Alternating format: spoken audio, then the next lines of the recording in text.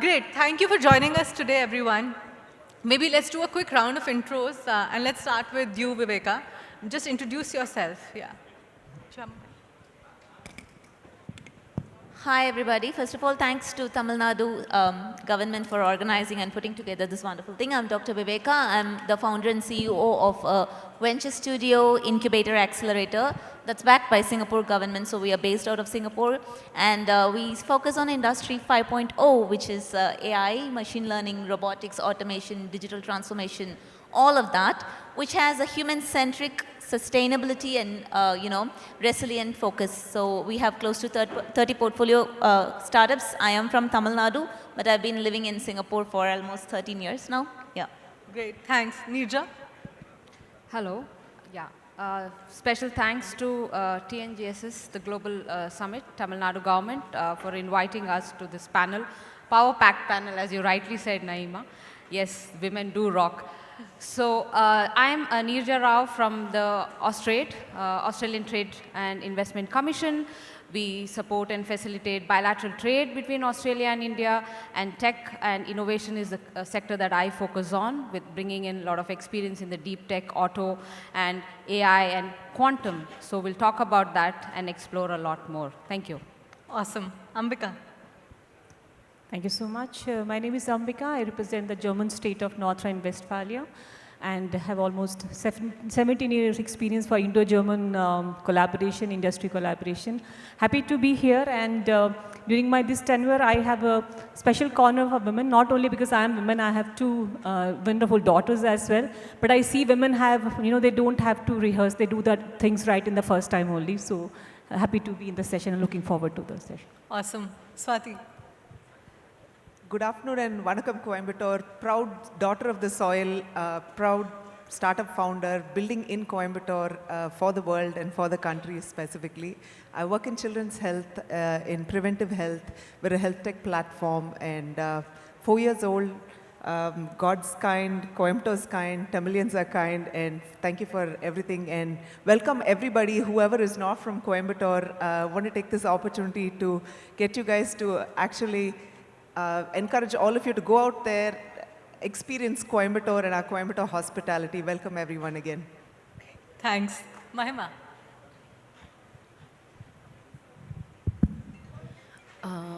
Thank you for welcoming me from South Korea.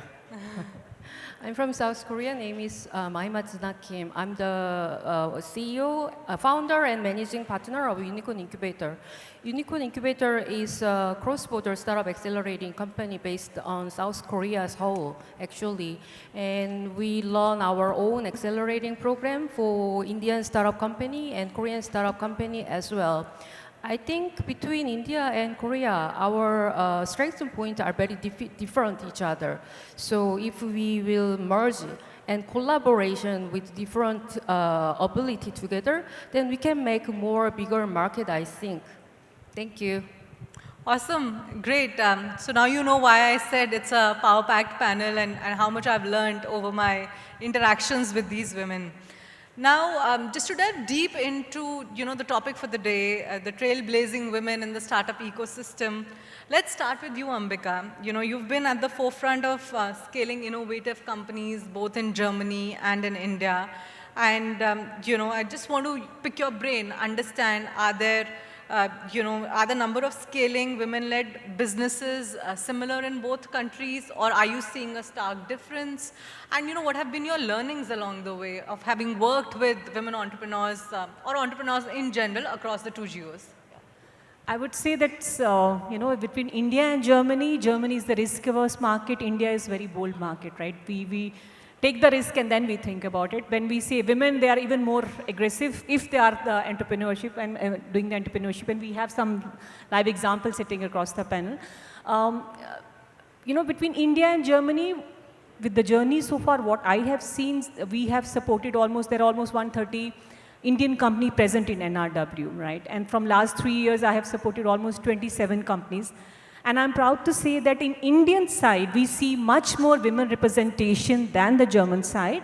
Although, from the Indian side, we see more of these deep tech and, from the emerging to the industrial market as well. That's a good sign.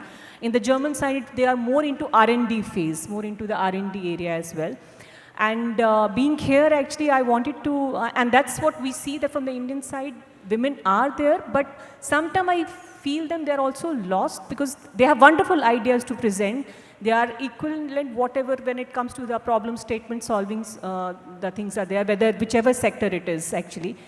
But only thing is, the challenge what I feel that the women have is that they don't know, how to reach the right target. There are many women, and we are privileged one actually. We are sitting here, we know what are the, where we have to go further. So via this panel, I would say there are certain programs. So they should also explore, and this is what I would say that there are certain fundings program which are available in India as well as in Germany. So there is no question about that. But there are certain programs which are specifically for women entrepreneurs, and you can see on the screen, if any of you are interested, I'll be happy to connect you further. Having said that, Indian side, women are there. The only thing is they have to raise the hand and ask for the right kind of opportunity. German side, they are there, but they are more into R&D phase and all. And but at the current scenario, I see more and more our collaboration are happening. Okay, that's great, and good to know that India is the bolder market, so to say, and people, or especially women, are not shy of asking for things. But now from Germany, we move to Australia. So coming to you, Neeraja, you are very uniquely positioned at the intersection of auto and deep tech, and you've been in the Australia trade market for a few years. What do you think is the current lay of the land in terms of women getting involved in such a sector, and how has it changed or evolved over the years? Thanks, that's a good question. And I would say that I've been fortunate enough to have this opportunity of working in a deep tech auto sector, and then coming into a role which leads bilateral relations between India and Australia. But having said that, when I was in the auto sector, there were very few women in the room. But fast forward 2025, we have seen auto leaders in this segment, in the sector. We've seen leaders like Shubha Natation, who's from the Natation Group, Anjali Singh from Anand Group. They're all leaders in the auto sector where it's completely male dominated. And also to quote Shraddha Suri Marwa, who's been the chairperson for ACMA, the auto component manufacturer, is really testament to see that women are leading the way in the manufacturing sector as well. Coming to the relationship between India and Australia, we're seeing a lot of collaboration in the sustainable. Auto has also moved into EV segments and also becoming a tech company more than a manufacturing. So we're seeing a lot of women in that area as well, coming in the EV, in the tech, the sensors. So we are seeing a lot of collaboration happening between India and Australia in the clean tech and agri-tech areas. And one very important I would like to mention is quantum. Quantum and women, quite surprisingly, you'll see both cross-border in India and Australia, you see a lot of women in quantum. So that's the next technology that's going to take, blow us away. So there's a lot in store in quantum, AI, and we're seeing a lot of women in there. So from my manufacturing experience, experience to my tech experience, really come a long way and seeing a lot of collaborations happening. No, very inspiring to hear that quantum and AI are topics of interest to many women founders as well. I mean, so far, I think we've all been under this misconception that it is definitely a male-dominated industry, but I mean, I would have probably assumed that women are not even interested in such sectors. So you've really opened my eyes. There are a lot of startups in the quantum, Quant2DI, a lot of startups that have been coming out of things. So very interesting space to watch out for the quantum space, and nice. Quite interesting for me as well. So. Yeah. No, this is great. So from Germany, we moved to Australia, talked about auto, deep tech, and now we talk about another industry segment, very interesting segment, the Industry 5.0, Manufacturing 5.0 sector. Viveka, coming to you, you've been running a venture studio in Singapore. It's no easy feat, and that too, in the deep tech industry in the Manufacturing 5.0 space. What has the journey been like? I'm sure it wasn't easy. There were a lot of hiccups, and probably you're still facing a lot of speed breakers or hiccups. Why don't you walk us through your journey? Okay. It's a very beautiful question. I'll try to make it a little interesting for the audience. So this is my second accelerator or a venture studio. The first one was Singapore's first Industry 4.0 focused accelerator.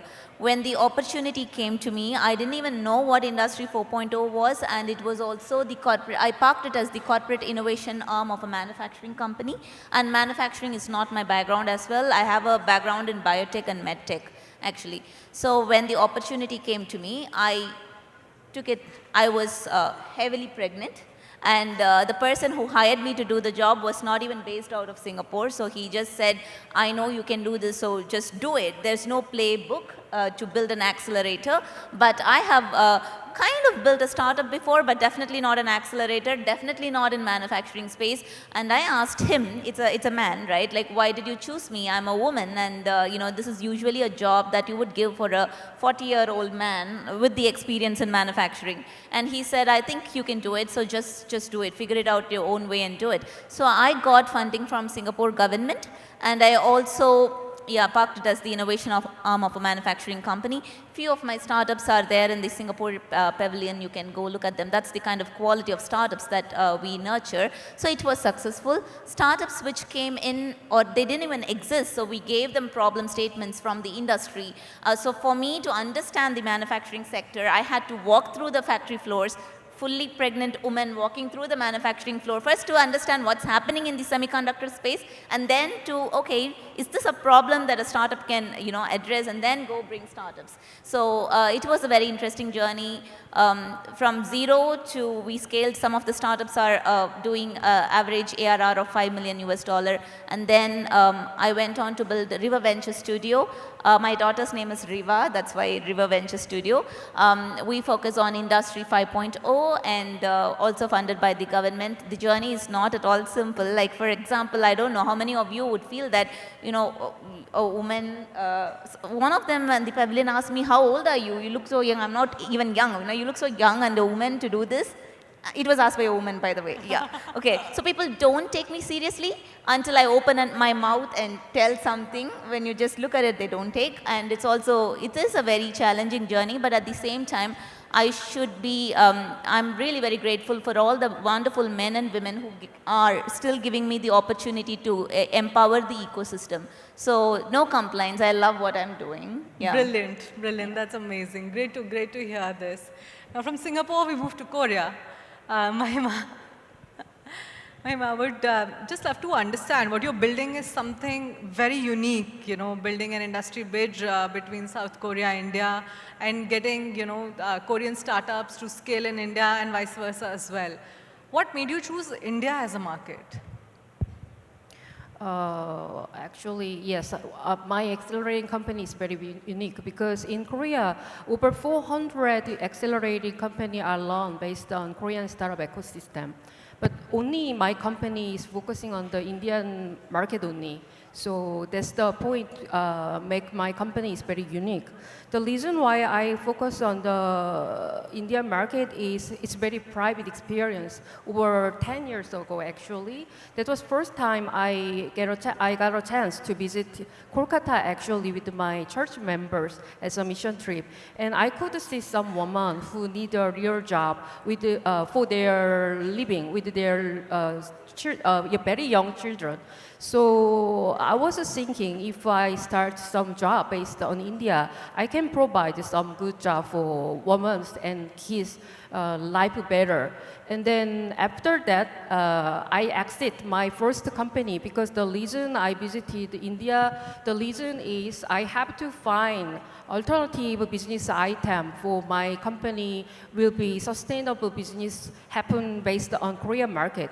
And I could see how much big market in India and also in Korea, our average age over 45. But in India, average age I heard 27, 25 maybe. So already many kind of industry in Korea are saturated, which means is mechanical big Korean company, medium-sized Korean company have to find other market beyond the Korean market. And even we have many kind of great industry like manufacturing and mobility, and even food companies like Lotte. Chocofy is very well known snack in India, I heard.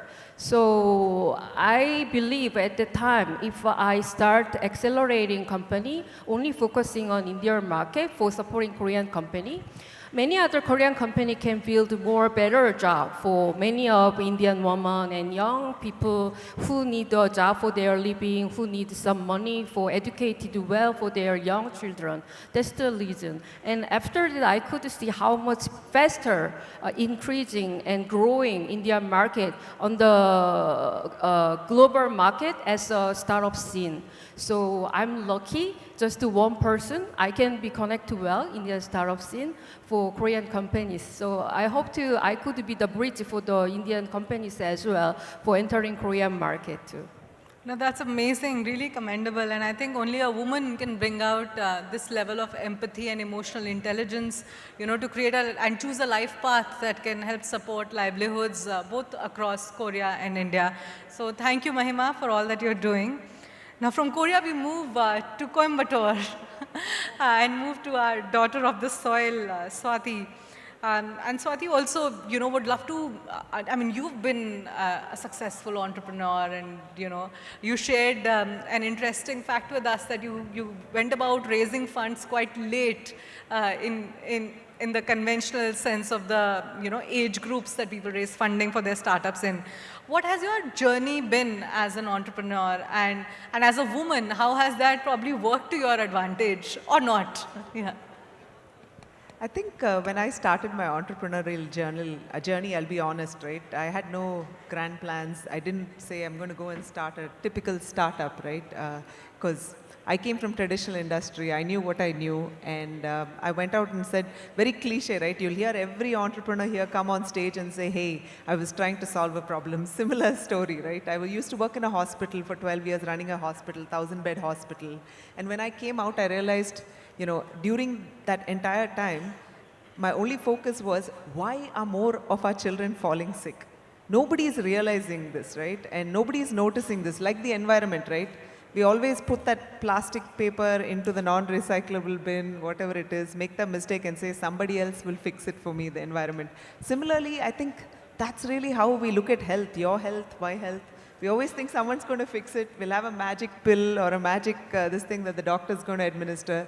But that's not the case. So that was the problem I identified. That was the mindset I went in. So we didn't raise some great capital. First round, as I said, the 3 Fs he was talking about earlier. I forget the gentleman's name, but we had family, friends, and fools who believed in a woman leader, and I'm so grateful to. And if I had to ask one thing of the crowd today, whoever is here, if you're planning to be one of the 3 Fs, at least, if not a traditional venture investor, then I say, trust women and invest and fund women, not because you're funding just for the sake of funding a woman, but we actually will build the next 1,000 million, powerful, scalable, resilient startups, and that's what our commitment is to this ecosystem as women. So want each one of you to believe in us. And, usually people will say, oh my God, only, in the entire ecosystem, 2% of the startups only end up raising institutional capital. And of that, right, 1% of all the venture money, only 1% goes to women-founded startups. And that's, people usually look and be like, it's a pipeline problem. There are not so many women to fund. Trust me, it's not a pipeline, but it's a perception problem, right? It's a perception that there aren't that many great women ideas that just go out there and try to find them. Trust me, you'll find hundreds of amazing ideas, super powerful, with large vision, not small vision, to want to solve for a small ecosystem, but to solve for the whole world. And that's what women bring to the table. And I've had challenges around my funding journey. Probably 120 people, I was at the age of 40 plus, walking out there for the first time in my life, trying to raise capital. And probably, some of the most some of the saddest times, but I think it built great character in me, right? When I came out, what I was like, I'm going to use this to fuel my dream and fuel me into building something so undeniably great that no one can actually question me and say, hey, did a woman build this? And, are we capable of this, right? Or is this a good enough startup? And funding is almost always like, likes on social media, right? Everybody always thinks it's measurable, it's so visible, and the more number of likes you get isn't equal to success. And that's what I'd like to leave this with, right? And for any woman founder here wanting to build, what I say is, trust me, it might seem really uphill and lots of issues, right? Do we have childcare? Have we solved for a lot of our own issues? No. But at the end of the day, every step to that journey, right? It's spectacular from up there, right? I'm not even successful. I've not even achieved 2% of what I set out to do in this world. But trust me, the view is spectacular from there, and it's totally worth it because we would have done it on our own terms, helping other women up in the process. Thank you. That's so wonderful, Swathi. Thank you for sharing this with us and giving us a glimpse into your journey. And I hope very soon we see a future where we move away from skepticism to optimism, where not doubting a venture just because they have a woman founder, but instead, it works to their advantage, saying yes, there is a woman founder, therefore it will be a scalable startup. I hope to see a future like that very soon. But I know we're running short on time. So we'll just go around the room and ask, I'd like to ask each one of you, and Swathi, starting from you again, if you were to leave the women entrepreneurs or their allies in the room with one, nugget of wisdom that they can incorporate as, they are scaling or they're in their journey, what would that be? I think one of the common things, me included, right? We always wait to have the perfect product, thinking we're not good enough. Stop second guessing ourselves, right? Product will always come. Trust me, just jump in there and start, start with whatever you have, whatever you think is going to happen will happen, right? Have that confidence to do that, and that's all I say. So all you owe to anyone is to put one foot in front of the other, believe in yourself, and keep believing in yourself. Every day people will doubt us, but the only thing that's going to keep us moving forward, and please pay a little attention to your health along the way. Keep that focus, right? Don't become super unhealthy. Try to inculcate some good habits along the way, because that's really what's going to take us through the really bad times when bad days will keep coming. But, a little breath work, little yoga, a little bit of mindfulness, and lots of friends and mentors along the way who really are able to help you on your hardest and toughest days. Wonderful. Thank you. Thank you for that, Swathi. Mahima, over to you. Is there something that you would like to share, with the audience here in terms of what they can keep in mind as they are going through their scaling journeys? Yeah. Actually, I got many times same question, how gender equality will happen based on the startup scene and business market. But I think in this era, it's very great timing for a woman entrepreneurs, because we faced many kind of society problems like environmental problems and pollution, and still property are there. So woman is the being who willing to take care of other someone. And this era needed to be taken care of very well, I think. So it will be the very good point, and women entrepreneurs can do the best than, I think, men founders. Wow. I completely agree with that. Yeah. Can't argue with that. Thanks, Mahima, for that. Over to you, Viveka. What do you think? Okay, I have three very quick things. I think I kind of really resonate with you because I live by these three things. Just do it. Because to build a venture studio, you really need a lot of capital. But I'm a crazy person, no rich father, no rich husband, neither me, right? I just thought I can do it, and I started, and then we have the government backing. So just do it. And then the second is, I think we should all exercise every day. I live by it. It really can do a lot of difference. Trust me on that. Just do something 10 minutes a day, but it's for you. Any kind of founder, men, women, doesn't matter. And the third thing, especially if a woman in your family wants to do a business, I really, ask the men in the family to support her to do whatever she wants to do. And trust me, she's just going to take your family to the next level. Yes. So please trust your women in the family. Yeah. Beautiful, beautiful. Neeraja. Yeah, so we've heard from the three founders, Ambika and I, the ecosystem players, because we facilitate, bilateral trade in all sense. So I would just quickly have another 3 points, but 3 C's between India and Australia. The complementarity, because India is a scalable market, and Australia is very rich in innovation, and so that's the complementarity that we can bring together.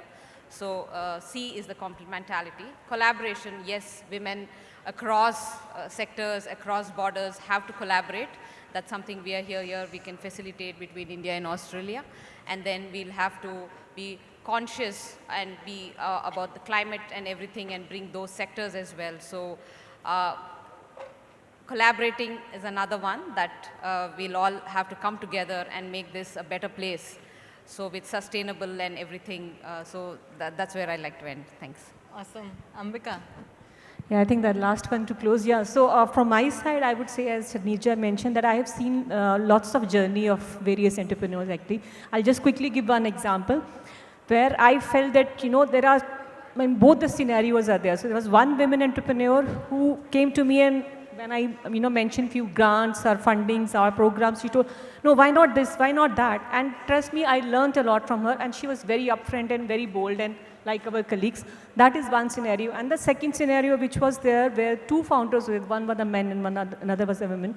So I asked her, Priyanka, you have to, share, go on the stage and present your company. And there she was a little hesitant. So what I would suggest is that, I'm nothing against men, but I feel men make 10 times more mistakes than when women do. So don't wait for the right scenario. Thanks to the science or technology, we have got so many learnings today and so many technology we have learned about. Technology doesn't see gender. So if you have idea, if you have some kind of plans in mind, just go for it and don't wait for the perfect scenario. Second point is that when you reach a certain position, like we are sitting here or in the audience, then make a point that you should also support the women entrepreneurs later as well. I think with that, I'll close my remarks. Thank you so much. That is so amazing. Thank you so much, ladies. A few things that stood out for me today. Take care of yourself, take care of your health. Just do it. Don't wait for the right product or the right moment to pitch your product. Of course, women make better leaders than men. And third, be conscious of, people around you. Offer a helping hand to whoever you can. Be a good mentor, be a good friend, and just be a good community player. So thank you so much, all the ladies in the room, and thank you for being a wonderful audience, all of you. Thanks. And Nayani, I think for your example also, we should say you have a wonderful moderator, but you are also leading a team here. So one example is you as well. So more power to you. Yeah, okay, thank you. Mahima. You really made it very special and very easy for us. Thank you. Thank you, everyone. Thanks. Thank you for giving us your time. Thanks.